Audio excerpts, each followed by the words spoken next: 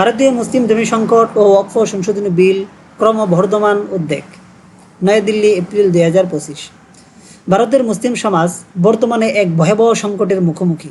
সম্প্রতি লোকসভায় পাশ হওয়া ওয়াকফ সংশোধনী বিল, ওয়াকফ অ্যামেন্ডমেন্ট বিল নিয়ে দেশজুড়ে মুসলিম সম্প্রদায়ের মধ্যে চরম উদ্বেগ ও অসন্তোষ দেখা দিয়েছে।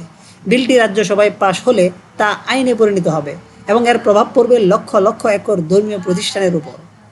ভারতে বর্তমানে আনুমানিক 38 লাখ একর ওয়াকফ সম্পত্তি রয়েছে, যার মধ্যে রয়েছে মসজিদ, মাদ্রাসা, কবরস্থান ও দরগার মতো ধর্মীয় প্রতিষ্ঠান। এসব সম্পত্তির একটি বড় অংশ মৌখিকভাবে ওয়াকফ করা হয়েছে, যার প্রাতিষ্ঠানিক দলিলপত্রের ঘাটতি রয়েছে। সংশোধনী বিল পাশ হলে এসব জমি বাজেয়াপ্ত ও হস্তান্তরের ঝুঁকিতে পড়তে পারে বলে মনে করছেন সংশ্লিষ্টরা। সবচেয়ে বিতর্কের বিষয় হলো, প্রস্তাবিত বিলে প্রতিটি ওয়াকফ বোর্ডে কমপক্ষে 2 জন অমুসলিম সদস্য নিয়োগের বাধ্যবাধকতা রাখা হয়েছে।